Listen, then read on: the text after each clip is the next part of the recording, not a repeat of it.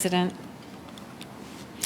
I rise this evening to speak on the Road Safety and Other Legislation Amendment Bill 2019.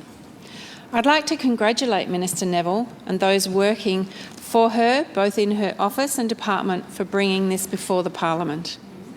I know they have invested painstaking time and effort into consulting on, reviewing and developing this legislation over a long period of time. On an ongoing basis, Mr Grimley and I, and of course Derryn Hinch before us, have worked with many stakeholders and other interested parties on the possibility of these kinds of changes to existing laws. That has meant that Mr Grimley and I and our staff have in turn raised a number of issues in detail with Ms Neville's office, both this year and last year, on and around this legislation specifically. We have genuinely appreciated those discussions and what has emerged from them. At this point, I also want to pay special tribute to Janelle Dean Hayes, who is in the gallery, and her husband Josh, who, as the Minister has noted, are one of the two main inspirations behind this bill.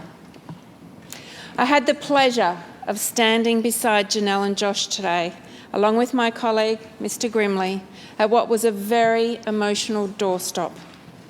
I sincerely hope that Janelle's message is conveyed far and wide through media so that others driving a motor vehicle will be responsible and think about how their life can be changed in an instant, which can ultimately end in a terrible tragedy. Janelle has been in regular contact with our party, and when I think of her this evening and the loss and trauma that the family have endured, I know she is hoping this legislation will honour her son Tyler's death and bring about the urgently needed change to current laws. From the moment that her son Tyler Dean was killed in a hit-and-run accident near Winchelsea in 2017, Janelle and her family have endured extraordinary heartbreak. They have been through so much, including 2 exhausting court cases, yet they have never given up. Their resilience, hard work, passion and persistence in Tyler's honour to instigate some of the changes to Victorian law that are reflected in this bill have been genuinely inspiring to all of us in Derryn Hinch's Justice Party. I imagine that many others who know them would share that same sentiment as well. Although it is impossible right now to go through all of their names individually, I also want to thank each and every person who has been in touch with our party in recent years on these dangerous driving issues. Your advocacy around each of your experiences has been very important, not least in relation to our approach to this bill.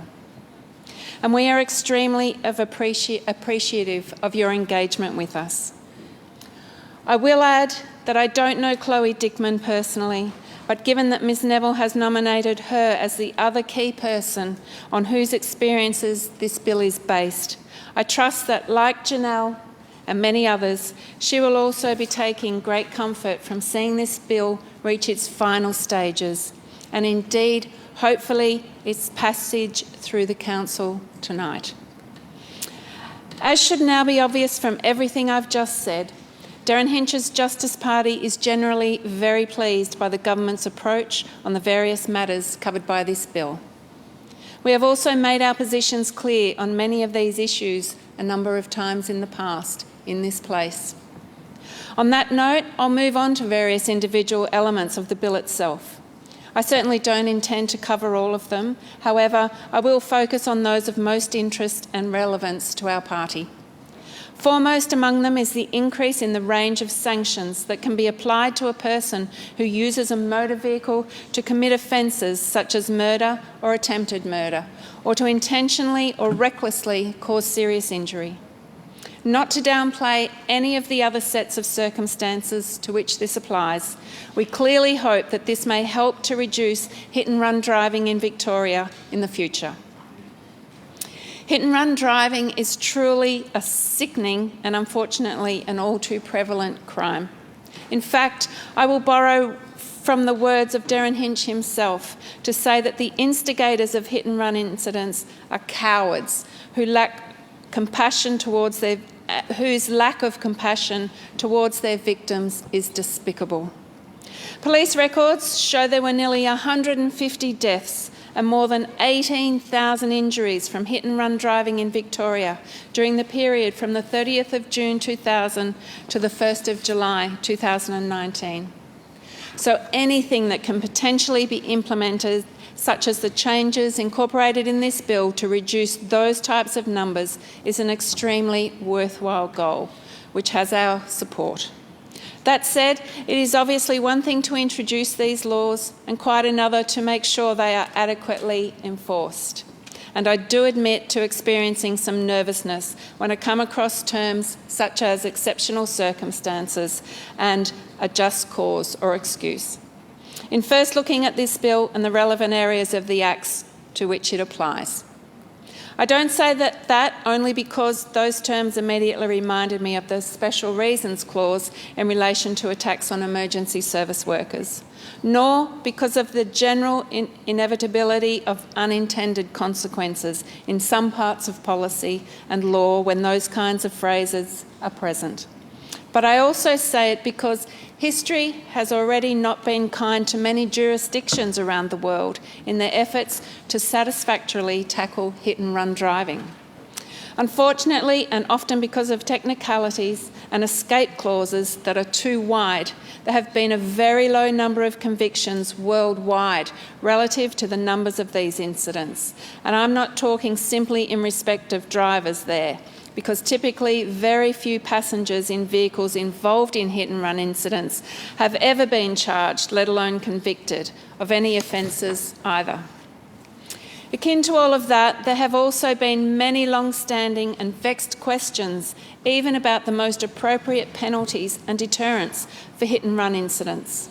These debates have not only ranged around the right levels of maximum jail terms and financial sanctions, but also around questions of how these penalties can best be aligned for those who have been charged with drink and drug driving. I also believe, as does my colleague, impounding of a vehicle could be seen and used as a deterrent for those who intend to drive unlicensed. If someone who has alcohol and or illicit drugs in their system knows there is a lesser charge for fleeing the scene of an accident than for causing one while so impaired, then it creates a clear incentive to leave the scene. Accordingly, this has been a problem for lawmakers around the world.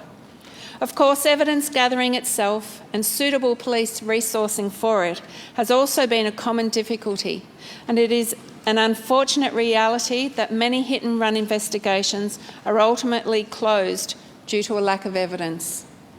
On a broadly related theme, we are assuming there is a good reason for this, but until we can work out what it is, we are also surprised, in a Victorian context, that the TAC itself does not even actually keep statistics of hit-and-run incidents here. I'm hoping that someone may even interject to tell me why that reason is. For now, I won't labour these points any further. Instead, I will simply note that these are all topics on which we envisage there will possibly be continued discussions with Ms Neville's office in the future. Turning to some other areas of the bill, our party is also supportive of the proposed new immediate licence suspension for exceeding excessive speeding. In the area of drug driving, there's also a lot to say too. We share Minister Pulford's view that drug driving is a very significant factor in road trauma in Victoria, and we also agree with the recently outgoing Assistant Road Safety Commissioner, Stephen Lean, that getting drug drivers off the road will be one of the next decade's most important and greatest challenges. Whilst I acknowledge the various technical challenges around making the testing as reliable as possible, I am also especially keen to see far more drug driving tests conducted and the power to undertake those tests widened in Victoria Police beyond just highway patrol officers. Having had many interactions on these specific issues with the government, both inside and outside this chamber, I now realise they are working very hard towards implementing those two objectives as well. In a more general context about dangerous driving, I am also heartened to see from recent media reports that one of the points that has arisen in our conversations with the Minister's office, namely the government's desire to roll out significant new mobile phone detection camera technology, does still look like it's on track for implementation in Victoria soon. This is an area that obviously continues to need intensive effort, and indeed it's worth noting that just in recent weeks, both Queensland and Western Australia have very substantially increased their fines for drivers caught using mobile phones. That's even in advance of the expected release later this year of the National Transport Commission review on this subject. That might be the appropriate place, Mr. President, for me to come to the end of this speech, as I know there are others who are wishing to also speak to this bill. I will also restate that I believe this Parliament must continue to come together to make further significant enhancements to road safety policies and laws in the near future, particularly in relation to the dreadful scourges of drug driving and mobile phone use. In closing, I want to extend my thoughts to all of those who have endured the despair and trauma of deaths and terrible injuries to loved ones in road accidents. I thank the government for devising this legislation and also reaffirm my enormous admiration for those who have personally and so courageously advocated for the very important changes that it contains. Yeah.